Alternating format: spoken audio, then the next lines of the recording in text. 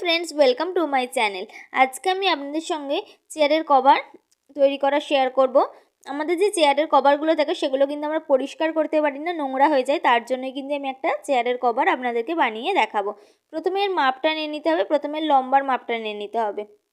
लम्बार मापटा किभाबे नेब, पिछन दिक थेके देखुन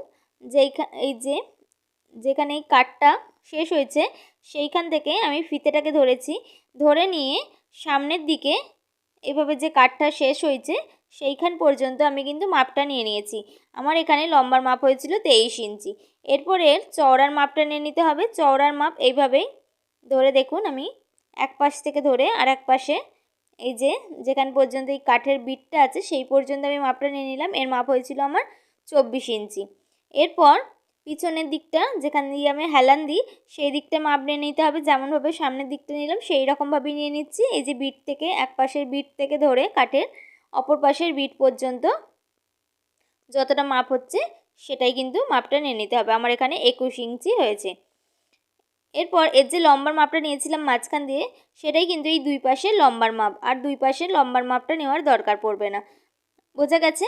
এরপর এই যে মাপগুলো নিয়েছি প্রত্যেকটার সঙ্গে কিন্তু 1.5 ইঞ্চি করে এক্সট্রা কাপড় নিয়ে নিতে হবে। এরপর দেখুন আমি একটা বেডশিট নিয়ে নিয়েছিলাম। এটা সিঙ্গেল বেডশিট ছিল, সেখান থেকেই আমি কিছুটা কাপড় কেটে নিয়ে দুই ভাঁজ করে রেখেছি। ভাঁজ করা দিকটা আছে আমার দিকে আর খোলা দিকটা আছে অপর দিকে। প্রথমে লম্বার মাপটা নিয়ে নিচ্ছি। লম্বার মাপ আমার হয়েছিল কিন্তু 23 ইঞ্চি। 23 ইঞ্চির সঙ্গে আমি আরও এখানে 2 ইঞ্চি বেশি নিয়ে নিচ্ছি। লম্বার মাপটা শুধুমাত্র 2 ইঞ্চি বেশি নিয়ে নিতে হবে, ঠিক আছে? এরপর এই পাশ থেকেও আমি যে আমার লম্বার মাপ হয়েছিল 23 ইঞ্চি আরও 2 ইঞ্চি আমি বেশি নিয়ে নিলাম, মানে আমি 25 ইঞ্চি করে দাগ দিয়ে দিলাম। লম্বার মাপটাই শুধু কিন্তু 2 ইঞ্চি নিতে হবে, আর বাকি অপর পাশগুলোই কিন্তু 1.5 ইঞ্চি করে এক্সট্রা কাপড় নিতে হবে। 2 ইঞ্চি কেন বেশি নিতে হবে সেটা আমি পরে আপনাদেরকে বলে দিচ্ছি। দেখুন দাগটাকে আমি এভাবে সমান করে টেনে নিয়েছি। আমার কিন্তু এখানে এটা সিঙ্গেল বেডশিট ছিল, সেখান থেকে আমার 4টে চেয়ারের কভার তৈরি করা হয়ে গেছে। এরপর দেখুন মাপগুলো আমি দেখিয়ে দিচ্ছি। প্রথমে আমি 23 ইঞ্চি লম্বার মাপ নিয়েছিলাম, সেটার সঙ্গে আমি 2 ইঞ্চি যোগ করে নিয়েছি। আর চওড়ার মাপগুলোতেও কিন্তু আমি 1.5 ইঞ্চি করে বেশি নিয়েছি। 24 ইঞ্চি আমার প্রথমে সামনের দিকে চওড়াটা ছিল, মানে যেদিক থেকে আমরা বসি চেয়ারে সেই দিকে 24 ইঞ্চি মাপটা ছিল। 24 ইঞ্চি সেটাকে আমি হাফ করে নিয়েছি। 24-এর হাফ হয় 12 ইঞ্চি। হাফ করেছি এই কারণেই যেহেতু এখানে কাপড়টা আমি দুই ভাঁজ করে রেখেছি। 12 ইঞ্চিতে দাগ, 12 ইঞ্চি আর তার সঙ্গে 1.5 ইঞ্চি আরও এক্সট্রা আমি মাপ নিয়ে নিলাম, মানে আমি এখানে 13.5 ইঞ্চিতে দাগ দিলাম। এরপর পিছনের দিকে যে চওড়াটা সেটা নিয়ে নিতে হবে। 21 ইঞ্চি চওড়া ছিল, তার সঙ্গে আরও 1.5 ইঞ্চি বেশি নিয়ে নিতে হবে, মানে 21 ইঞ্চি আর সেটা তার সঙ্গে আরও 1.5 ইঞ্চি যোগ করে হয় 22 ইঞ্চি। সেটাকে হাফ করে আমি দাগ দিয়ে দিলাম, মানে আমি এখানে মোটামুটি 23 ইঞ্চি নিয়ে নিয়েছি। 23 ইঞ্চির হাফটাকে আমি হাফ করে নিয়েছি, সেটাকে দাগ দিয়ে দিলাম। এরপর দুটো দাগকে আমি একসঙ্গে এভাবে মিলিয়ে নিচ্ছি। দুটো দাগকে একসঙ্গে এভাবে মিলিয়ে দিলাম। এরপর এটাকে যেমনভাবে দাগ দিলাম সেইভাবে কিন্তু এটাকে কাটিং করে নিচ্ছি।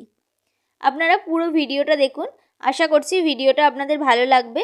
যদি ভালো লাগে তাহলে অবশ্যই একটা লাইক করে দেবেন, আর চ্যানেলে নতুন হলে চ্যানেলটাকে সাবস্ক্রাইব করে নেবেন আরও নতুন নতুন ভিডিও দেখার জন্য। এই চেয়ারের কভারগুলো কিন্তু অনলাইনে কিনতে গেলে অনেক টাকা দাম পড়ে যায়। মোটামুটি 4টে চেয়ারের কভার নিতে গেলে 700-800 টাকা দাম পড়ে যায়। আমি সেখানে মাত্র 200 টাকার একটা চাদর দিয়ে কিন্তু 4টে চেয়ারের কভার তৈরি করে নিয়েছি। আমার একটা সিঙ্গেল বেডশিট ছিল, সেই জন্য আমার 200 টাকা দাম নিয়েছিল। এরপর নিচের দিকেও এভাবে কিছুটা সুতো বেরিয়েছিল, তাই জন্য আমি এখান থেকেও কাপড়টা সোজা করে নিলাম। এরপর আমি এটাকে খুলে দেখিয়ে দিচ্ছি। দেখুন এটা কাটার পরে কিন্তু এই রকম শেপ এসেছে। দেখুন এইভাবে দেখিয়ে দিচ্ছি, এরকম শেপ এসেছে। এরপর আমি আরেকটা কাটিং দিতে হবে সেটা দেখিয়ে দিচ্ছি। দেখুন সামনের যে এই বিটটা সেখান থেকে ধরে যে হেলান দেওয়ার যে জায়গাটা সেইখান পর্যন্ত, মানে গদিটা যেখানে শেষ হচ্ছে চেয়ারের সেইখান পর্যন্ত একটা মাপ নিয়ে নিতে হবে। সেইখান পর্যন্ত একটা মাপ নিয়ে নিলাম। এখানে আমার 19 ইঞ্চি হয়েছিল মাপটা নেওয়ার পরে। 19 ইঞ্চি মাপটাকে এবার আমি কাপড়ের মধ্যে বসিয়ে নিচ্ছি। দেখুন সামনের দিক থেকে আমি 19 ইঞ্চি আর তার সঙ্গে আরও 1 ইঞ্চি বেশি নিয়ে নেব সামনের দিকের। এই কারণেই কিন্তু আমি 2 ইঞ্চি কাপড় নিয়েছিলাম, বেশি নিয়েছিলাম একটু কাপড়। দেখুন আমি এখানে 20 ইঞ্চিতে দাগ দিয়ে দিচ্ছি। 19 ইঞ্চি হয়েছিল, 1 ইঞ্চি বেশি নিয়ে নিলাম মার্জিনের জন্য, 20 ইঞ্চিতে দাগ দিলাম। এরপর লাইনটাকে কিন্তু সোজা করে নিচ্ছি আমি পুরোটা। এভাবে লাইনটাকে আমি সোজা করে নিলাম। সোজা করে নেওয়ার পর এরপর আবারও একটা মাপ নিতে হবে, যেখান দিয়ে আমি কভারটাকে লাগাবো মানে পরাবো চেয়ারের মধ্যে, সেইখানের মাপটা নিয়ে নিতে হবে। মানে যেটাতে আমরা হেলান দিই সেইটার মাপটা এইভাবে মেপে নিতে হবে। দেখুন এটাকে মাপার পরে আমার 33 ইঞ্চি হয়েছিল, যেটা মাপ হবে তার থেকে আরও 2 ইঞ্চি বেশি নিয়ে নিতে হবে। আমার 33 ইঞ্চি হয়েছিল, তাই আমি 35 ইঞ্চি, দেখুন আমার 33 ইঞ্চি হয়েছে, আরও 2 ইঞ্চি যোগ করে আমি 35 ইঞ্চি করে নিচ্ছি। এরপর কাপড়টাকে আবারও মাঝ বরাবর ভাঁজ করে নিলাম ভালোভাবে। ভাঁজ করে নেওয়ার পরে এবার 35কে 4 ভাগ করে নিতে হবে। 35কে 4 ভাগ করে নেওয়ার পর এখানে আমার 8.5 ইঞ্চি মতো হচ্ছিল। 8.5 ইঞ্চি থেকে একটু বেশি হয়েছিল, সেটাকেই আমি দাগ দিয়ে এখান থেকে কেটে নিলাম। 4 ভাগ করে নিয়েছিলাম, যেটা মাপ হয়েছিল সেটাকে 4 ভাগ করেছিলাম। দেখুন এইভাবে আমি পরিয়ে নিয়েছি। কীভাবে আমি পরালাম দেখুন, দেখিয়ে দিচ্ছি। এই যে এখানটা কাটিং করেছিলাম সেইখানটা দিয়ে হচ্ছে কভারটাকে লাগিয়ে নিতে হবে চেয়ারের মধ্যে। দেখুন এইভাবে করে এইভাবে লাগিয়ে নিতে হবে। এরপর এই যে কাটিংগুলো করলাম এবার পাশ দিয়ে কিন্তু আমাকে এলাস্টিক লাগিয়ে নিতে হবে। দেখুন আমি এখানে 1/2 ইঞ্চি চওড়ার একটা এলাস্টিক নিয়ে নিয়েছি। এরপর এই যে প্রথমে যেখানে চেয়ারের মধ্যে লাগানোর জন্য যেখানটাতে কাট লাগিয়েছিলাম আগে কেটেছিলাম, সেইখানটার মাপটা নিয়ে নিচ্ছি। এখানে আমার মাপ হয়েছে 17.5 ইঞ্চি, একদিকের মাপ, মানে দুই দিকের মাপ নয়, একদিকের মাপ। দুই দিকের মাপ নিলে 35 ইঞ্চি হয়ে যাবে।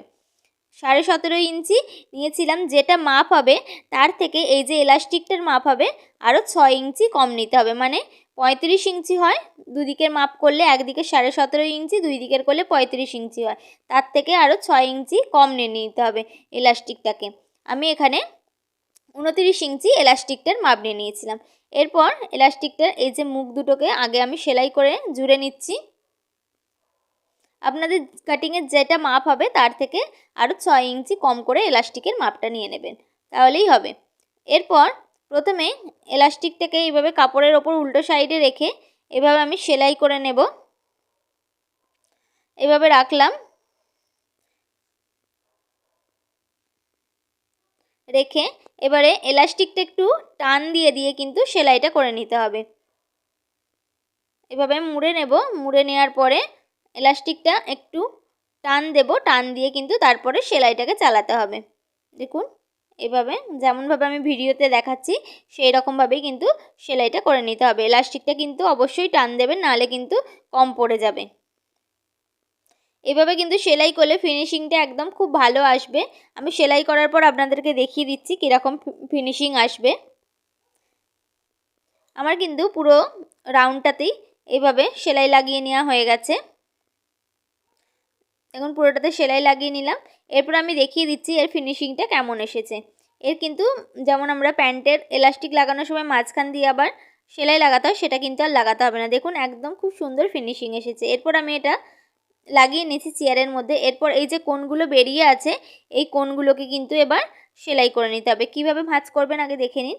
এইভাবে কাপড়টাকে এভাবে সামনের দিকের কাপড়টাকে এভাবে পিছনের দিকে এনে এভাবে পাশের কাপড়টাকে এর ওপরে রেখে প্রথমে আমি একটা পিন দিয়ে পিন আপ করে নিচ্ছি। তারপর এই যে পিন আপ করে নেওয়ার পর এইখানটাতে আমি সেলাই লাগিয়ে দেব।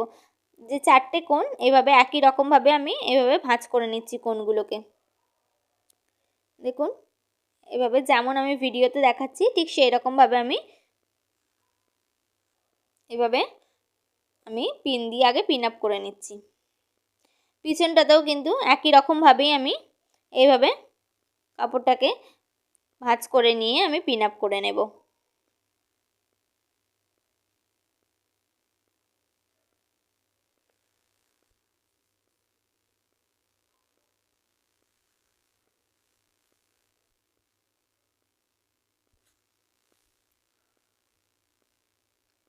চারটে কোণকেই আমি পিন আপ করে নিয়েছি পিন দিয়ে।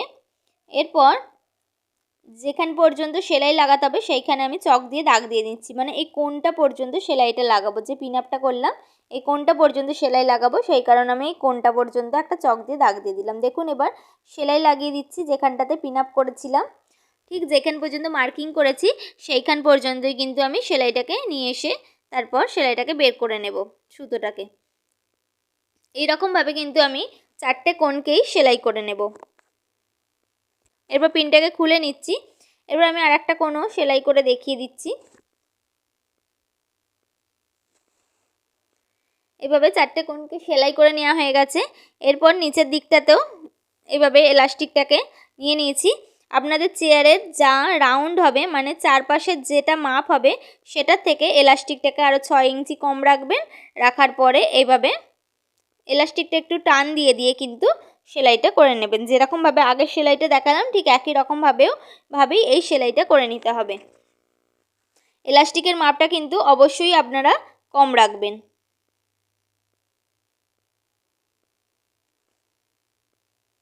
এভাবে পুরোটা সেলাই করে নিলেই কিন্তু এই চেয়ারের কভারটাই একদম রেডি হয়ে যাবে।